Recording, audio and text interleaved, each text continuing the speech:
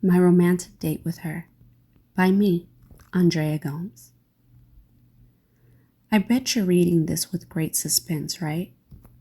Well, sit back, relax, and enjoy the ride, because that's exactly what this is, an amazing, wonderful ride. It was Friday, February the 26th, at 10:27 p.m. to be exact.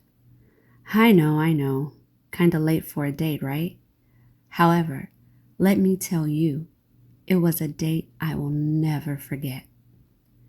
This was the exact date and time it hit me. Her smile, her eyes, her laugh, the way she gets frustrated when her hair is unruly, how beautiful she looks dancing with her children. Yes, I know her kids, and extremely well. Not to mention how funny and strong she is. This beautiful woman can often be found living life carefree like a child, embracing all the beautiful wonders that this life has to offer. And because of all the hard times she's had to endure, her determination and strength is a force to be reckoned with. Oh, you have no clue how much of an inspiration she is, not only to me, but to many others. I know this because people love to tell me about their encounters with her. I honestly don't know how she does it all. She is uplifting with a childlike heart of gold. She often carries the burdens of others in her soul as she exchanges their burdens for her love. It is truly amazing to watch as she so naturally speaks words of love and wisdom into people's hearts, planting seeds of love and encouragement into their spirit day after day, while secretly trying to balance all her own burdens by herself. That's why on this night, I was delighted as I watched her walk over to the bed that I had just made for her, just the way she likes it.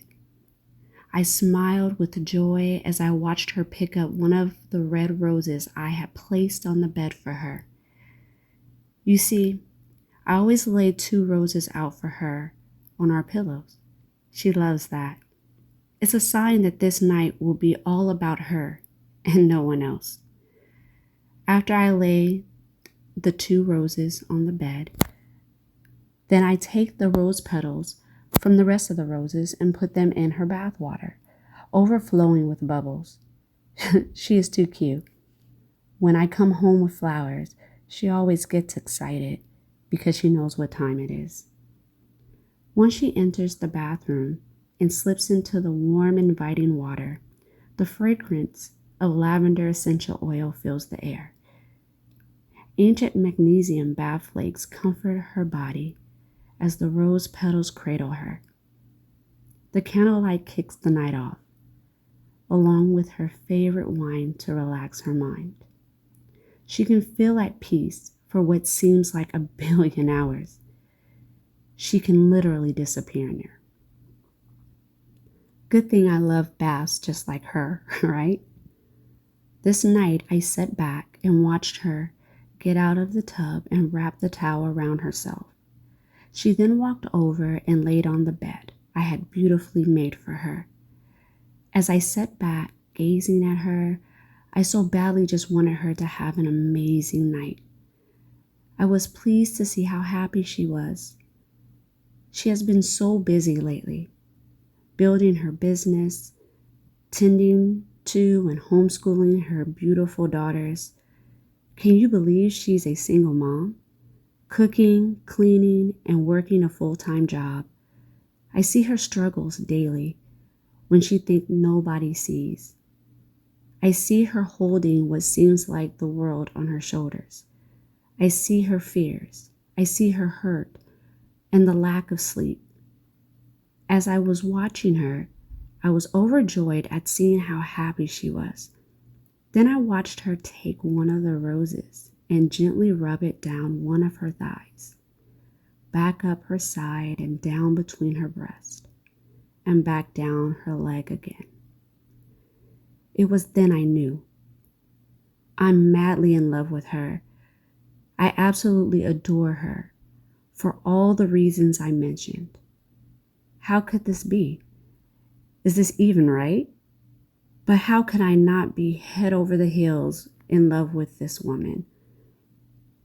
I think loving her should be easy because after all, she is me. Self-love, Andrea. Everything written here is a true story of how one night I learned that it's okay to romance myself, to love, adore, and comfort myself. Self-love is so needed. It's about caring about our emotional well-being. Often we are told that focus on ourselves, especially as women, is selfish. It's absolutely not. A wise person once told me that we are not to love anyone, including our children, more than ourselves. But instead, what we are supposed to do is love ourselves so much that it creates an overflow that pours into everyone else. You cannot run on an empty love tank and expect to have something positive to give your loved ones into the world. It is perfectly okay to romance yourself, to buy flowers for yourself, to take yourself out to dinner, to get to know who you are, your likes and dislikes. Always remember, the most important relationship you can have is the relationship you have with yourself. Self-love.